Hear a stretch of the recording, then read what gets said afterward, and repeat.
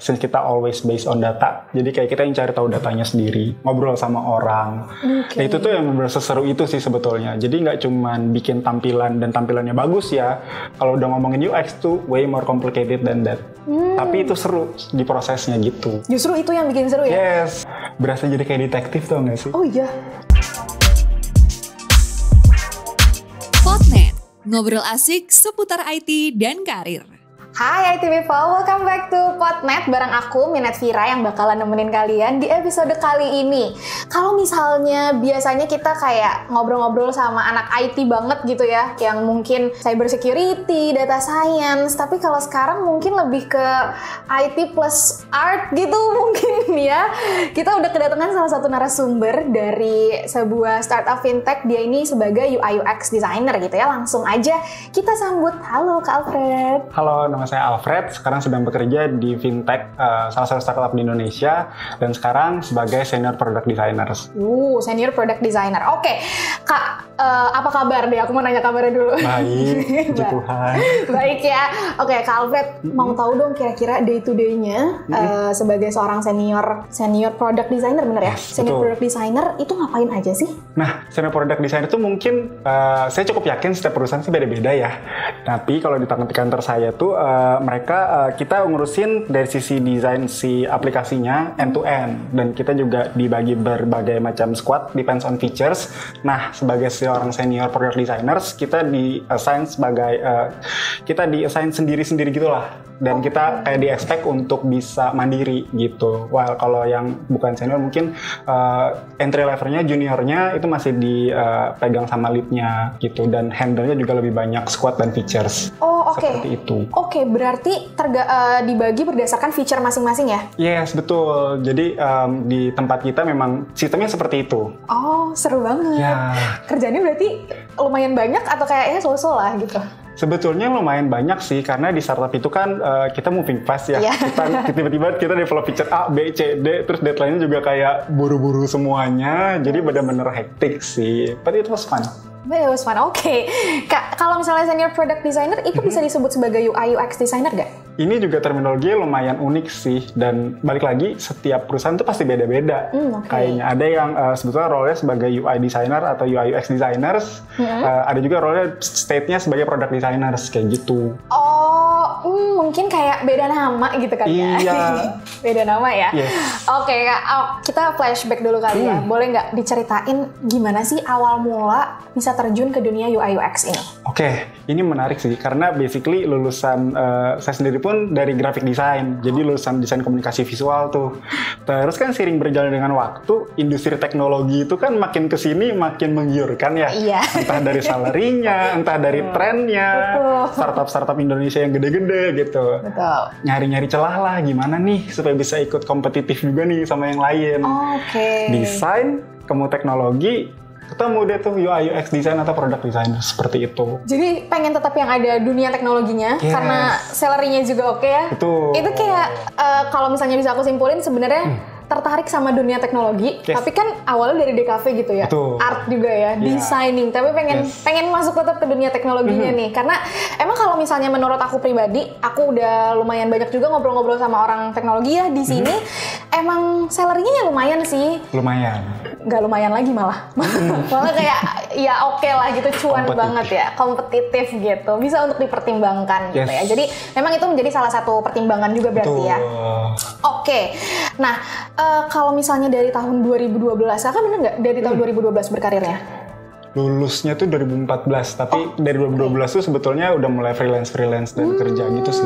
Oke, itu awal freelance itu langsung jadi UI UX atau kayak mungkin jadi desainer dulu? Dulu mungkin namanya bukan UI UX, Oh, apa tuh? website designers lah, atau aplikasi. Lu bisa desain aplikasi nggak, ya udah gitu loh. Oh, gitu. Tapi mulai kesini sebetulnya magang sendiri pun. Saya tuh di Microsoft, terus kita handle partnernya dia American Chamber itu sebagai UI UX sebetulnya. Oke. Tapi ya again, zaman itu mah UI UX sih apa? Taunya mah website designers. Kita bikin apa sih? Ya website gitu. Bikin apa sih? Mobil aplikasi juga jarang kan di tahun itu. Jadi kayak ya udah. Oh, oke, kan bilangnya bikin website. Yes. Kalau bikin website berarti ada codingan. Betul. Benar nggak? Ya. Berarti Kak Alfred ini juga bisa coding? Kalau bisa, sebetulnya ini uniknya adalah saya sempat ngambil bootcamp di bagian full stack developer. Jadi dari sisi front end sama back end adalah sedikit ilmunya gitu. Tapi kalau ditanya bisa ngoding apa enggak, sedikit. Tapi apakah itu jadi highlight buat saya sebagai product designers? Sedikit juga sih sebetulnya. Sama serba sedikit ya. Yes, jadi kayak penting nggak penting sih sebetulnya. Oke. Berarti tapi pada saat dulu magang sempat disuruh ngoding gitu nggak untuk membuat benar-benar membuat atau cuma yang kayak sekedar designing di website gitu? Sebetulnya kita kan kerja dalam sebuah tim ya. Jadi walaupun di magang pun juga ada timnya sendiri tuh, technical, website, web developernya ada front end, back end, terus ada memang spesifik designers, which is saya kan. Jadi kalau disuruh ngoding, masing-masing udah punya porsinya. Tapi ketika kita ngerjain sesuatu, tapi kita tahu itu ngodingnya apa, apalagi ketika detail di styling ya, kayak CSS-nya gitu-gitu, a little bit knowledge di situ benar-benar ngebantu kita untuk bikin desain yang visible. Visibility-nya tuh oke lah, maksudnya ini bisa dikerjain gitu. Oke, jadi pertanyaan menarik buat aku. Kalau UI UX designer, perlu bisa coding atau enggak menurut Kak Alfred? Bisa, itu jadi nilai plus banget sebetulnya. Karena apa itu tadi tuh, kadang kalau kita cuma bikin desain, UI-nya bagus banget nih, kan kita lihat di Dribbble atau apapun itu kan banyak banget yang keren-keren ya. Tapi ketika kita udah masuk dunia kerja, apakah itu mungkin bisa dilakukan? Mungkin, tapi banyak concern lainnya kayak waktu, keinginan stakeholders lah. Jadi kalau kita punya knowledge di bagian technical seperti itu akan ngebantu banget ketika kita bikin UI dari aplikasi kita. Jadi mungkin lebih ke kayak sebenarnya ini perlu atau enggak sih gitu ya. Kalau misalnya kita tahu tentang coding, logikanya nggak sih? At least lebih ke coding logikanya. Jadi ketika ngobrol sama anak front end kan kayak ini enaknya diginin nggak sih, kayak kita nyambung lah ya. Nggak yang kayak aduh nggak tahu gitu. Iya, aduh itu bisa nggak ya mas? Nggak tahu deh. Wah itu ntar kayak jadi baiklah gitu. Oke. Tapi perusahaan sebenarnya akan lebih nge-hire orang yang punya basic coding atau enggak sih kalau untuk seorang UI UX designer? Biasanya tulisannya di job descriptions-nya kalau bisa ngoding, it's a plus. Jadi itu yang mungkin bisa bikin kalian ter-highlight ya ketika masuk, atau kayak jenjang karir lebih cemerlang aja kalau bisa ngoding gitu. Oke Kak, mungkin kita mau jump ke di tahun berapa ya Kak Alfred itu sempat di Apple Developer Academy, bener ya? Yes, sekitar 3 tahun yang lalu kayaknya deh. Sekitar 3 tahun yang lalu. Dan hampir 3 tahun ya di sana ya? 2,5? 2-an lebih ya, betul. Oke, ngapain aja sih Kak di sana? Nah, pertama itu awalnya banget tuh pengen shifting karir ke bagian tech-nya banget nih. Jadi front end kan. Tadi ngiranya kayak sesuatu yang desain nih, kalau ke technical front end doang nih taunya. Yaudah, masuklah ke technical dan belajar front end. Terus udah telusur, akhirnya belajar mobile. Justru di situ yang saya benar-benar tahu, bisa nih lo kayak cocok deh sebagai product designers karena desain skills lu tuh nggak wasted gitu. Jadi gimana kalau lu coba belajar technical, terus kayak di-apply di desainnya, dan itu yang gue pelajarin di Apple Developer Academy sih. Mereka bilangnya T-shaped developer. T-shaped developer. Baru pertama kali denger nih aku jujur. Yes. Itu maksudnya kayak kita tahu kan di Apple Developer itu ada 3 kayak technical, management, which is product managers dan kawan-kawan, dan design. Kamu bisa jago di salah satu, tapi kamu paham dan mengerti 2 lainnya. Makanya namanya T-shaped developers. Bentuknya seperti ini ya, betul. Nah berarti bisa jadi product designer yang sekarang ini. Jadi awalnya juga karena dapat knowledge dari Apple Academy itu bahwa lo bisa nih sebenarnya gitu ya. Tapi waktu itu emang pengen shifting karir ke front end kah atau gimana? Awalnya front end dulu, tapi ternyata jatuh cintanya sama UI UX gitu. Justru awalnya memang di front end dulu. Betul. Kak, dari 2012 sampai sekarang gitu ya berkarir. Apa sih lika-likunya, atau kayak ada nggak hal-hal menarik yang terjadi selama jadi product designer gitu? Sebetulnya kalau lika-likunya kan kita di dunia desain paling pain-nya sebetulnya kalau kita compare salary susah ya. Kayak itu kan kesannya yang dijual passion karena lu suka gambar, yaudahlah lu bikin jadi graphic designer saja gitu. Kemudian terus kita kayak, ngakalin gimana nih gitu. Makanya ke dunia teknologi kan. Betul. Muncullah product designers, walaupun sebetulnya apakah dengan background graphic designers langsung bisa jadi product designers, sebetulnya nggak juga ternyata. Banyak hal yang harus dipelajarin sih, kayak ketika kita medianya mungkin sama-sama digital ya, tapi karena ada technical staffnya yang membuat ada keterbatasan tertentu, jadi ada beberapa rules yang nggak ke-apply tuh ke situ. Jadi kita harus benar-benar belajar dari awal lagi sih, walaupun kita nggak start dari nol kalau dibandingkan sama yang lain. Dan itu ketika ngomongin UI-nya aja. Sedangkan kalau UX itu tuh lebih ke research kan. Graphic designer tuh nggak pernah ada project yang sampai kita bikin research sendiri. Apalagi ngobrol ke user gitu kan. Dan ini bener-bener kayak berasa jadi kayak detektif tau nggak sih? Oh iya. Mas sebagai user punya permasalahan apa? Jadi konsultan aja nih tiba-tiba kayak gitu. Dan itu yang kita coba cracking sendiri, kayak solusinya gimana. Oh, oke. Kak, aku sempat ada penasaran deh. Berarti kakak nih di mobile-nya atau di website-nya atau sama aja? Sebetulnya medianya tuh berbeda, jadi kayak rules-nya juga berbeda gitu sih. Ada beberapa yang bisa di-apply di mobile, ada beberapa yang nggak bisa di-apply di web.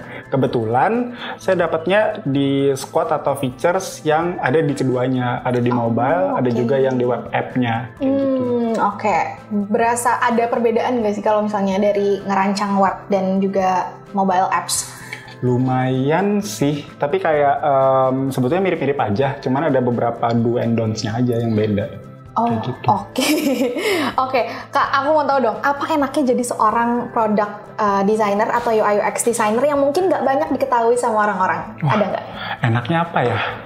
Pertama, kalau emang passionate di bagian ngobrol sama orang atau jadi detektif yang kayak tadi tuh pasti happy banget sih. Karena kan akan di-challenge kan, kita punya problem nih, kemudian apa ya, gimana ini kita harus ngelakuinnya atau nge-solve-nya. Terus kayak since kita always based on data, jadi kayak kita yang cari tahu datanya sendiri, ngobrol sama orang. Nah, itu tuh yang bener seseru itu sih sebetulnya. Jadi nggak cuman bikin tampilan dan tampilannya bagus ya. Kalau udah ngomongin UX tuh way more complicated than that. Tapi itu seru di prosesnya gitu. Justru itu yang bikin seru ya? Yes. Karena kadang mungkin kalau misalnya ngedesain ada suntuknya, ada kayak mentoknya gitu kali. Tapi ketika research ngobrol sama orang-orang, itu yang jadi insight baru gitu ya. Oke, seru banget. Anyway, aku mau ini kali yang ngingetin ke IT People sedikit. Kalau misalnya di Coursenet itu memang ada kelas baru, yaitu kelas UI UX Designer.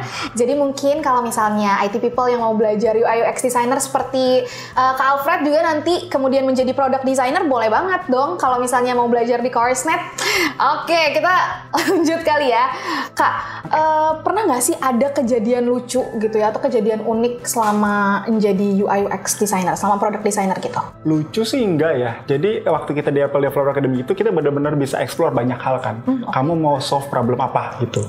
Dan at some point di Apple Developer itu saya sebagai mentor juga. Nah, ketika jadi mentor itu ada mentee yang coba solve problem buat orang-orang tunanetra. Jadi seru kan, dari segi challenge-nya itu aja udah seru nih. Dimana mereka ngobrol langsung nyari tunanetra, terus kayak ajak interview, belum lagi zaman-zaman pandemi kan. Pak, boleh ketemu nggak gitu. Nanti kita ketemu di stasiun MRT apa ya. Terus kan kayak kebayang nggak sih kayak interview sama orang tunanetra. Jadi kayak kita harus coba menghindari hal-hal sensitif, tapi kita benar-benar pengen jadi mereka untuk bisa tahu rasanya seperti apa sih, supaya kita bisa empathize kan sama apa yang mereka alami. Kayak gitu sih, itu seru banget. Pendekatannya berbeda pasti. Pendekatannya beda banget sih. Kayak kita pun sebagai mentor juga kayak belum pernah ngelakuin hal tersebut dan let's try this gitu loh. Jadi kayak ya udahlah gitu, kita coba dan akhirnya seru sih. Mereka dapat recognize dari Apple sampai di tweet gitu kan, kayak congratulations, terus foto dari Twitternya si Tim Cook. Tipe tunanetra itu. Seru banget. Oke, Kak, apa yang berarti yang ngebedain? Aku jadi penasaran. Apa yang ngebedain mungkin aplikasi gitu ya untuk tunanetra dan juga untuk orang biasa mungkin? Oke, kalau orang biasa kan dia lihat handphonenya, dia lihat gambarnya, dia baca infonya. Iya, betul. Sedangkan waktu itu mereka kayak namanya graphic designers atau designers atau UI designers kayak udah cantik-cantik nih gitu. Tapi tiba-tiba nggak bisa dipakai gitu kan, nggak kelihatan. So yang akan lebih works gimana caranya menyampaikan informasi yang tadinya mereka kan bikin aplikasi tentang ngebantu si tunanetra itu menavigasi diri dia di stasiun MRT. Menavigasi diri dia di stasiun MRT. Betul, jadi dia bisa mandiri lah, konsepnya seperti itu kan. Tapi itu beberapa iterasi tuh lucunya. Jadi kayak kita udah coba arahin dengan guidelines tertentu, tapi ternyata kepanjangan. Kan orang di MRT jalannya cepet kan, jadi kayak nggak works kayak gini nih, gimana cari lebih singkat ya kayak gitu. Belok kanan, belok kiri, ada ini kayak gitu-gitu. Pakai suara berarti ya? Akhirnya pakai suara. Belum lagi kayak pain lainnya, challenge-nya kayak ntar orang tunanetranya mau bawa handphone gimana, keamanannya kayak apa, kayak gitu-gitu sih. Itu yang coba kita solve banget sih. Entah kepikiran kayak apa, bikin case handphonenya biar anti hilang lah, kayak gitu-gitu loh. Itu juga unik kan maksudnya. Agak benar-benar challenging banget karena kayaknya ribet banget ya gitu. Yes, jadi gak cuma ngomongin UI di dalamnya, karena kita ngomongin UI sama sekali nih. Iya. Fully on experience. Jadi kayak gimana dong gitu. Iya, iya bener lagi. Karena yang gak kelihatan apa yang mau didesain gitu kan. Mereka benar-benar cuma pengen gimana caranya cepet dan ini bisa works gitu kan mereka ya. Oke. Wah, keren banget. Itu sesuatu yang baru aku tahu sih. Dan mungkin menjadi seorang UI UX designer gitu ya harus mempunyai empati yang tinggi juga kali ya. Betul. Karena kita harus tahu nih, misalnya aplikasi kita itu sebenarnya target audiensnya itu kemana gitu kan. Gitu. Oke, seru banget. Oke, Kak, setelah ini ada rencana karir lain nggak? Apakah mau switching karir mungkin menjadi full stack developer misalnya? Nggak ada yang tahu, atau mungkin mau tetap ya udah di sini aja? Oke, sebetulnya jadi product designers tuh seseru itu. Jadi kayak kalau mau shifting karir pun pasti around T-shape developer yang saya mention di awal tuh. Either kamu jadi developer atau di bagian product managers-nya atau tetap di product designers gitu. Kalau pertanyaannya apakah akan switching karir, dan kalau switching karir akan kemana, mungkin lebih ke bagian produknya. Karena dengar dari teman-teman juga kalau di sisi produk kita dapat the whole concept of building an app. Di situ mungkin kayak dapat banyak knowledge dan experience yang nanti kalau misalkan kamu mau bikin startup atau bikin aplikasi sendiri, ke-apply banget tuh. Gitu sih. Jadi kalau mau pindah pun ke sana. Tapi so far sih menarik ya, nggak mau pindah deh kayaknya. Bener-bener lagi di zona nyaman kayaknya ya. Ya seru sih, seru. Karena seru. Oke. Kak, mungkin ini satu pertanyaan terakhir kali dari aku. Ada nggak sih pesan dari Kak Alfred nih sebagai seseorang yang udah lumayan lama gitu ya berkarir di bidang ini untuk teman-teman IT people mungkin yang mau berkarir di bidang product designer, apa sih Kak pesannya? Apa yang harus mereka persiapkan? Oke, pertama yang biasa jadi pertanyaan tuh kayak apakah gue harus bisa gambar atau gue harus punya sisi artnya? Jawabannya enggak, karena banyak hal itu semua pertama bisa dipelajarin, dan yang kedua kita nggak cuma ngomongin UI, kita juga ngomongin UX. Jadi yang lebih penting justru empathize-nya kalian nih sama keinginan kalian untuk cracking the problems itu sendiri. Semakin kita empathize kan pasti semakin kita curious kan. Semakin kita curious tuh harusnya kita akan lebih punya energi lah untuk bisa belajar lebih jauh. Seperti itu. Dan harus punya rasa penasaran yang tinggi berarti ya. Gitu. Oke, menarik banget. Berarti itu pertama mungkin gak harus bisa gambar. Iya. Kalau Alfred sendiri bisa gambar? Bisa sih sebetulnya. Oh bisa. Kira-kira gak bisa gambar juga. Oke, dan yang kedua mungkin rasa empatinya harus tinggi sehingga ada curiosity juga dari teman-teman gitu ya.